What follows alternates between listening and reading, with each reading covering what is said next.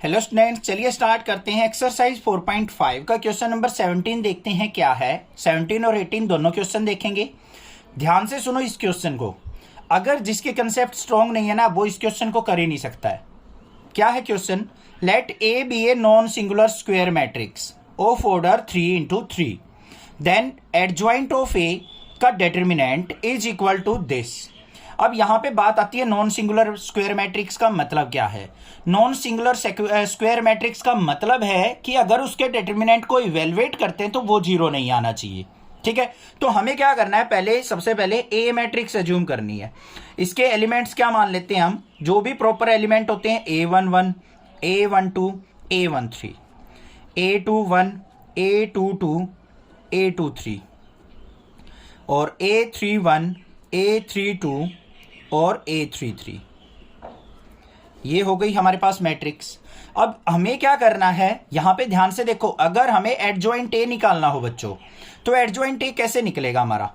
Adjoint A is equal to किसके होता है हमारा? यहां पे इसके कोफैक्टर्स निकालेंगे तो A11 होगा, A12 होगा, A13 होगा, फिर A21 होगा, A22 होगा, A23 होगा, फिर A31 होगा, A32 होगा और A33 होगा। और इसका हमें क्या लेना पड़ेगा? ट्रांसपोज। क्लियर बात है, कोई दिक्कत नहीं। अब इसका ट्रांसपोज करेंगे तो क्या हो जाएगा हमारे पास? जो हमारी रो है उसको कॉलम बना लो। A11, A12, A13।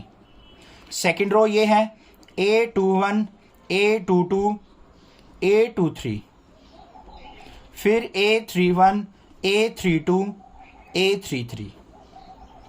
क्लियर है या नहीं है? आ गया मेरे पास एडजॉइंट ए इस मैट्रिक्स का। अब हमें क्या करना है, यहां पे ध्यान से देखो क्या कहा है। अगर मैं इन दोनों की मल्टीप्लाई करता हूं, ए और एडजॉइंट ए की, किसकी? एडजॉइंट ए की और ए की मल्टीप्लाई करता हूं, तो ए इंटू एडजॉइंट ए होगा या नहीं होगा? तो इन दोनों की मल्टीप्लाई किसके इक्वल आएगी? ए क्या है हमारे पास? ये matrix A11, A12, A13, A21, A22, A23। Answer याद नहीं करना है इसका, A31, A32, A33। क्योंकि क्या करता है, कई बार वो ऑप्शन ना देके इस क्वेश्चन को दे दे और पूछ ले कि एडजॉइंट ए का डिटरमिनेंट का सॉल्यूशन बताओ, फिर क्या करोगे? करके दिखाना पड़ेगा। अब यहां पे हमारा एडजॉइंट ए क्या है? A11, A21, A31, A12, A22, A32, A13, A23 और A33। क्लियर है या नहीं है? अब देखो ध्यान से, इसकी मल्टीप्लाई क्या होगी? रो की कॉलम वाइज होगी बच्चों, होगी या नहीं होगी? अब ध्यान से देखो, अगर मैं इसकी इससे मल्टीप्लाई करता हूं, इसकी इससे मल्टीप्लाई, तो रिजल्ट क्या आएगा? मैं एक स्टेप बताऊंगा, बस ज्यादा करने की जरूरत नहीं है। इसकी इससे मल्टीप्लाई करूंगा तो क्या हो गया? A into A11, A11 into A11, फिर इसकी इससे होगी तो प्लस में A12 इंटू A12, फिर प्लस में इसकी इससे होगी तो A13 इंटू A13। अब इसकी इससे होगी अगली वाली कॉलम में तो A11 इंटू A21 आएगा। इसका रिजल्ट तो जीरो हो जाएगा क्योंकि माइनर अलग है, ओ ये एलिमेंट अलग है और इसका कोफैक्टर अलग है, दोनों की अलग अलग मल्टीप्लाई हो रही है तो वो जीरो हो जाता है। तो यहां पे ये क्या आया? ये आ गया मेरे पास A11 इंटू इसका कोफैक्टर, A12 इंटू इसका कोफैक्टर। हमने पिछली एक्सरसाइज में किया था, एक एमसीक्यू क्वेश्चन ही था कि इसका रिजल्ट क्या होता है। इसका रिजल्ट होता है डिटरमिनेंट ए का सॉल्यूशन। तो ये जो मल्टीप्लाई होके आएगा ना, तो इससे क्या बन जाएगा मेरा? ये आ जाएगा मेरा डिटरमिनेंट ए, अगले में 0 0, फिर ये 0 आएगा, ये डिटरमिनेंट ए आएगा, ये 0 आएगा, फिर ये 0 डिटरमिनेंट ए आएगा। अब ये मत पूछना सर कि ये हुआ कैसे, हमें समझ में ही नहीं आया, क्योंकि जिसने पिछली एक्सरसाइजेज अगर नेक्स्ट क्लासेस से कर रखी है ना, उसको समझ में आ गया होगा ये कैसे हुआ है। अगर हम किसी भी डिटरमिनेंट का सॉल्यूशन देखते हैं तो क्या लॉजिक होता है? Sum of product of element of a row with corresponding cofactor. अगर हम क्या करें, एलिमेंट की और उसके कोरस्पॉन्डिंग कोफैक्टर की मल्टीप्लीकेशन करके हम सम निकाल लेना, तो उससे हमारा क्या निकलता है? ए के डिटरमिनेंट को इवेलुएट होके मिलता है। अब इस वाली रो को इससे करेंगे तो 0 रिजल्ट आएगा, इस वाली रो को इससे करेंगे फिर हमारी डिटरमिनेंट ए मिलेगा।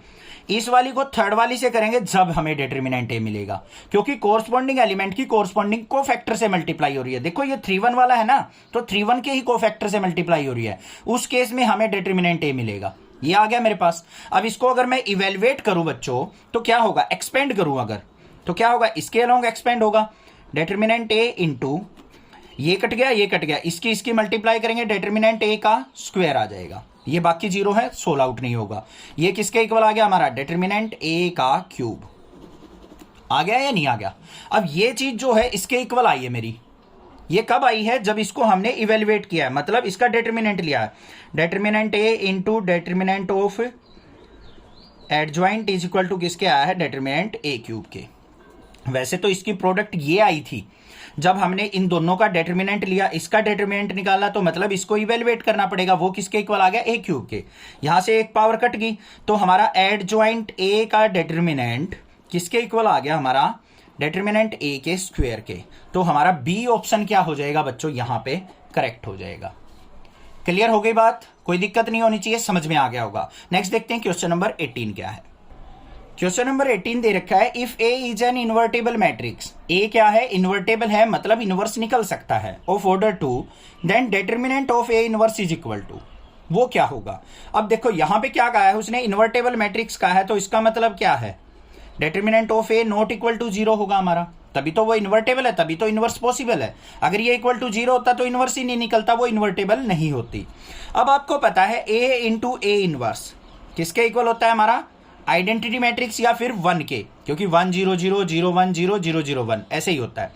अब इसका हम क्या करें, डिटर्मिनेंट, यहां पे इसका डिटर्मिनेंट करेंगे तो डिटर्मिनेंट ए, इसका डिटर्मिनेंट करेंगे determinant A inverse is equal to identity matrix का डिटर्मिनेंट करेंगे तो ये हो गया। अब यहां पे ध्यान से देखो, ये क्या है, determinant of A into determinant of A inverse is equal to, इसका डिटर्मिनेंट का सॉल्यूशन निकालेंगे 1 आएगा। हमें क्या निकालना है, डिटर्मिनेंट ऑफ ए इनवर्स निकालना है, मतलब इसकी वैल्यू। तो determinant of A inverse is equal to क्या आ गया, 1 बाय ए के। ठीक है, अब इसका एग्जैक्ट मीनिंग क्या है, ये क्या है हमारे पास, determinant of A inverse is equal to 1 by, इसका मतलब क्या है, डिटर्मिनेंट ऑफ ए। ये साइन किसके हैं, डिटर्मिनेंट के, तो इसका रिजल्ट आ गया ये, और ऑप्शन क्या हो गया हमारा, B is the correct option. Clear हो गया, कोई भी दिक्कत नहीं है, समझ में आ गया होगा। क्वेश्चन नंबर 17 और 18 भी, 17 बहुत ही अच्छा क्वेश्चन है, एग्जाम में जरूर आ सकता है, तो ध्यान से करना है। कोई भी दिक्कत लगे आप मुझसे पूछिए, अदरवाइज चैनल को सब्सक्राइब कर लीजिए। Thank you students for watching next classes video.